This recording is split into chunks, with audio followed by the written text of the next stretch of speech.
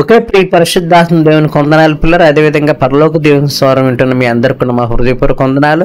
కనుక ఈ పరలోక దేవుని స్వరం వింటున్న మీ అందరి కోసం ప్రతిరోజు ప్రార్థన చేస్తున్నాం. కనుక ఏ విషయం గురించి మీరు ఆందోళన చెందవద్దు. ఆ సృష్టికర్త దేవుని పట్ల విశ్వాసం కలిగి జీవించండి పిల్లరా.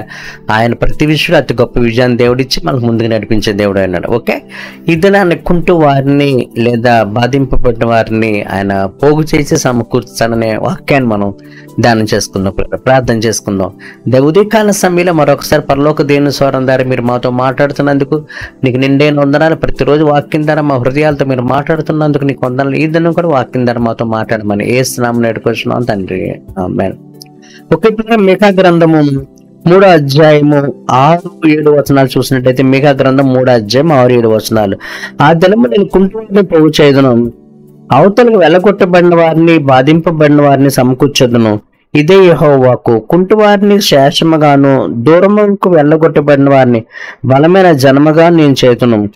యెహోవా సియోను కొండ యందు ఇప్పటి నుండి శాశ్వత కాలం వరకు వారికి రాజుగా ఉండును. గట్టిగలి చెప్తాం కదా.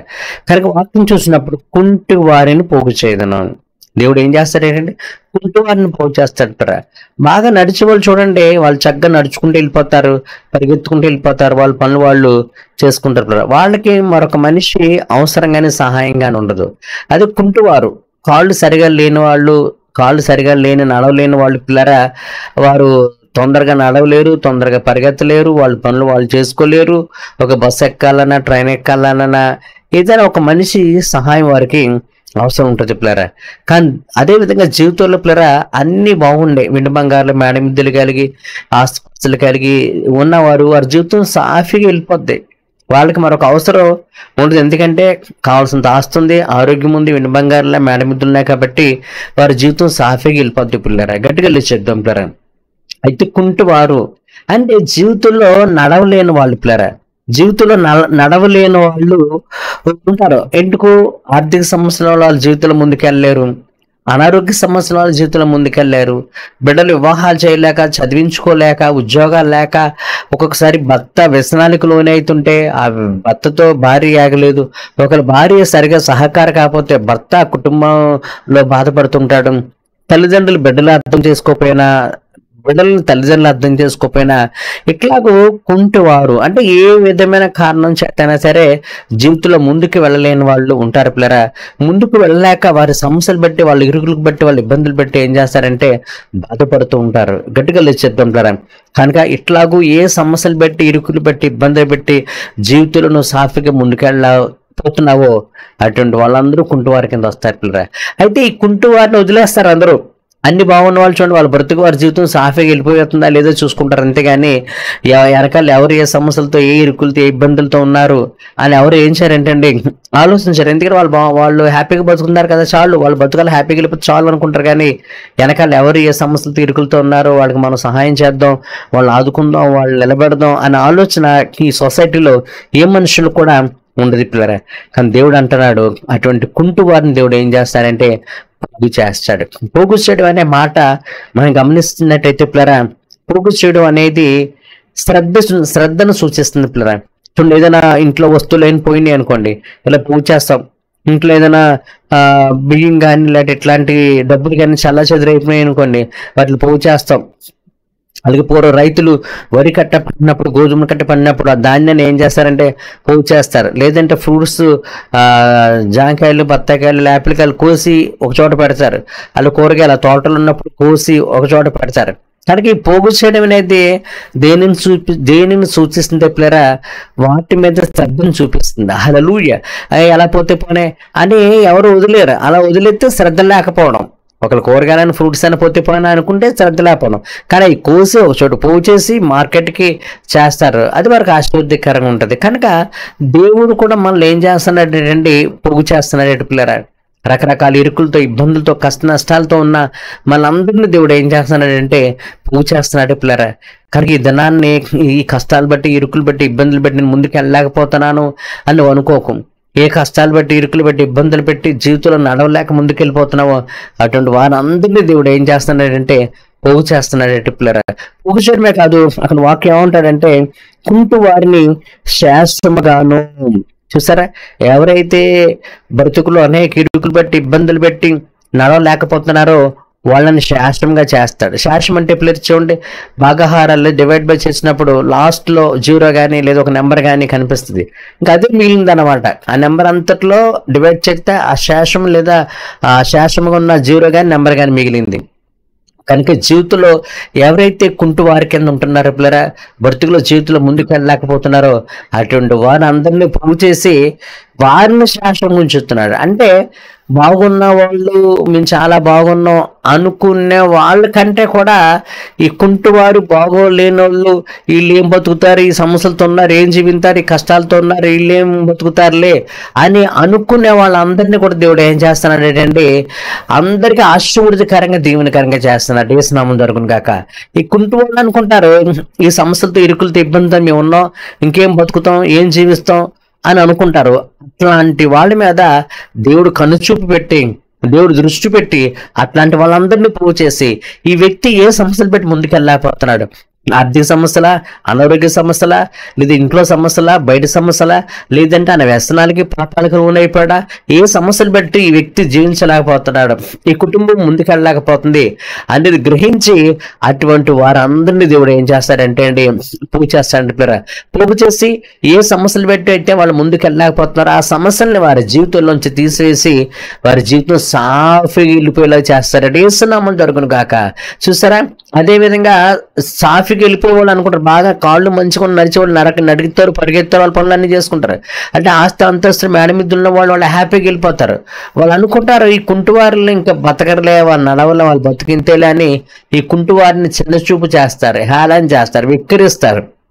వాళ్ళ దగ్గర డబ్బు లేదు కదా, ఆస్తి లేదు కదా, అంతా లేదు కదా, మేడ మీద లేదు, మంచి చదువు, మంచి ఉద్యోగం, మంచి వ్యాపారం ఏమీ లేదు కదా, వీళ్ళింతే అని ఇట్లాంటి బాధలతో ఉన్నటువంటి కుంటువారిని ఏం చేస్తాడంటే విడిచిపెట్టేసి వాళ్ళు హ్యాపీగా వెళ్ళిపోతారు. పనిరా ఇలా విడిచిపెట్టి వదిలివేయబడి బ్రతుకులో జీవితం నడవలేక ముందుకు వెళ్ళలేకపోతున్న అందరినీ దేవుడు ఏం చేస్తాడంటే పోగు చేస్తాడు. ఆమేన్. ఆయన దృష్టి, ఆయన కనుదృష్టి ఎవరి మీద ఉంటుందంటే పిల్లరా, ఎవరైతే జీవితం నడవలేకపోతున్నారో, ఎవరైతే వారి బ్రతుకులో ముందుకు వెళ్ళలేకపోతున్నారో, ఎవరైతే జీవితంలో సాఫీగా వెళ్ళడానికి ఇబ్బంది పడుతున్నారో, ఏ సమస్యలు పెట్టి ఉండిపోతున్నారో అటువంటి వారందరినీ దేవుడు ఏం చేస్తాడంటే పోగు చేస్తాడు.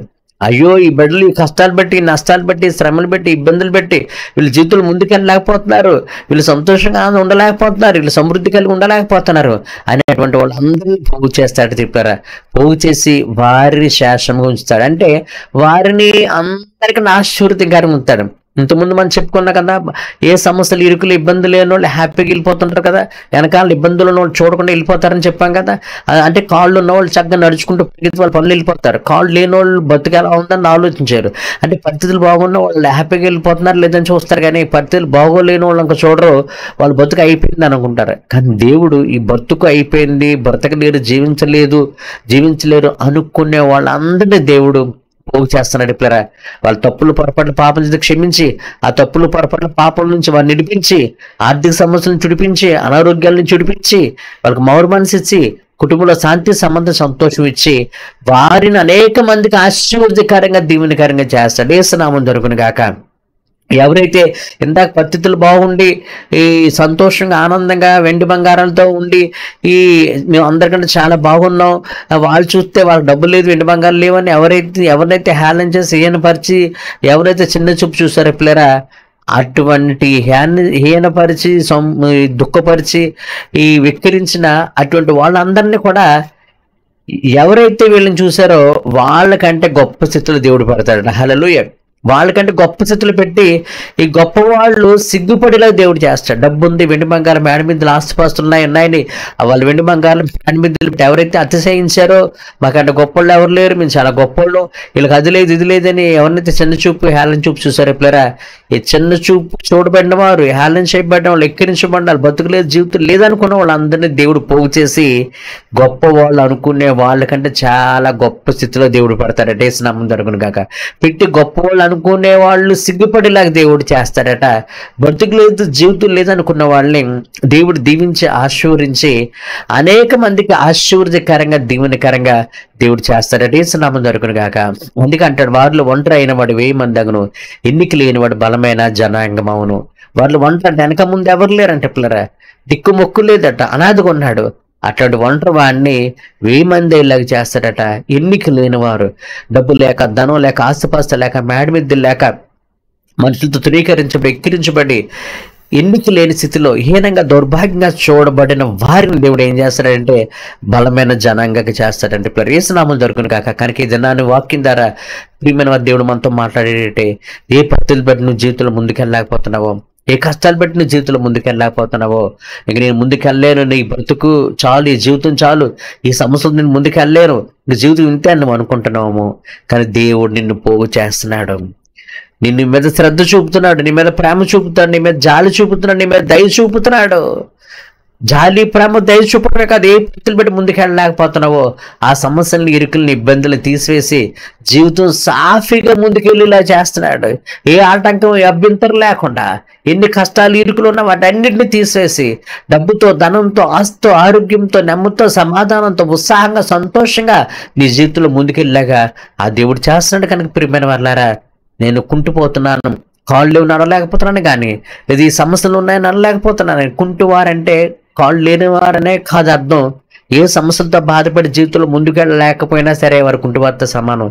ఇది నా దేవుడు నీతో మాట్లాడుతున్నాడు. కుంటువారిని అనుకోకు. ఈ సమస్యలతో నేను ఉన్నాను, ముందుకెళ్ళలేకపోతున్నాను, జీవితంలో సాఫీగా ముందుకెళ్ళలేకపోతున్నా, బతుకు జీవితం అనుకోకు. జీవితంలో సాఫీగా ముందుకు వెళ్ళలేకపోతున్నాను, నీ మీద దేవుడు ప్రేమ చూపుతున్నాడు, నీ మీద శ్రద్ధ చూపుతున్నాడు, నిన్ను పోగు చేస్తున్నాడు. బాగున్న వాళ్ళు అనుకున్న వాళ్ళు, నిన్ను చేసి హేళన చేసి ఎక్కిరించిన వాళ్ళ కంటే కూడా నిన్ను చాలా గొప్పగా ఆశ్రయించి, చాలా గొప్పగా దీవించి, వారు నిన్ను చూసి సిగ్గుపడేలాగా, వారికి నువ్వు ఆశీర్వదకరంగా, దీవెనకరంగా ఉండేలాగా దేవుడు నిన్ను ఆశీర్వదకరంగా, దీవెనకరంగా చేస్తున్నాడు. కనుక బ్రతుకు ఇలా ఆగిపోతుంది, ఉండిపోతుంది బాధపడగానే బ్రతుకుని దీవిస్తున్నాడు, ఆశీర్వదిస్తున్నాడు. ఎక్కిరించిన వాళ్ళకంటే, అవమానపరిచిన వారికంటే ఇంకా చాలా గొప్పగా దేవుడు నిన్ను బ్లెస్ అయిపోతున్నాడు సంగతి గ్రహించి విశ్వాసంతో, నమ్మకంతో ముందుకెళ్ళాలని ప్రభు కోరుకుంటున్నాడు. పిల్లరా, ప్రార్థన చేద్దాం. ఉదయకాల సమయంలో ప్రభా, ఇదిగో వాక్యం దాన్ని మాతో మాట్లాడు. అనేక సమస్యలు బట్టి, ఇరుకులు బట్టి, ఇబ్బందులు బట్టి మీ జీవితం నడవలేకపోతుంటాం, కానీ ప్రజలు వెలివేస్తారు, ప్రజలు తుణీకరిస్తారు, ప్రజలు హేనపరుస్తారు. కానీ నా ప్రభా, నువ్వైతే మమ్మల్ని పోగు చేస్తున్నావు తండ్రి. మా మీద ప్రేమ చూపి, జాలి చూపి, దయ చూపి పోగు చేసి దేవా, మా బ్రతుకులో ఉన్న సమస్యలు, ఇరుకులు, ఇబ్బందులు తీసేసి జీవితం సాఫీగా వెళ్ళిపోయేలా చేస్తున్నావు. అందుబట్టి నిన్ను కొందనాలు తండ్రి. ఎంత ప్రేమ, జాలి, దయ చూపుతున్నా ప్రభా, నీకు నిండైన వందనాలు చెల్లించుకుంటున్నా. కనుక ప్రేమించే దేవుడు, పోగు చేసే దేవుడు, సమస్యలు తీర్చే దేవుడు ఉన్నామని గ్రహించి విశ్వాసంతో వాక్యానుసారంగా మేము జీవించి నీ గొప్ప ఆశీర్వాదాలు పొందుకునే స్థితి మాకందరికి కూడా దయచేయమని యేసునామమున వేడుకొంచున్నాను తండ్రి, ఆమేన్. ఓకే పిల్లరా, వాక్యం ఉన్నావు కదా. తనకి ఏ ప్రాబ్లమ్స్ బట్టి ముందుకు వెళ్ళలేక కుంటువాడకున్నా, నీ బతుకు వెళ్ళకపోతుంది, ఈ సమస్యలను ముందుకు వెళ్ళకపోతుంది అనుకోకు, కానీ విశ్వాసం కలిగి ఆయన వాక్యానుసారంగా జీవించు. ఆయన నిన్ను పోగు చేస్తున్నాడు. ఆయన నీ మీద ప్రేమ, జాలి చూపి మంచి జీవితాన్ని దేవుడు నీకు ఇస్తున్నాడు. అటువంటి జీవితం మనందరూ పొందుకోవాలన్న తండ్రిని దేవుడు కోరుకుంటున్నాడు. ఓకే, మీ అందరికీ నా హృదయపూర్వక వందనాలు.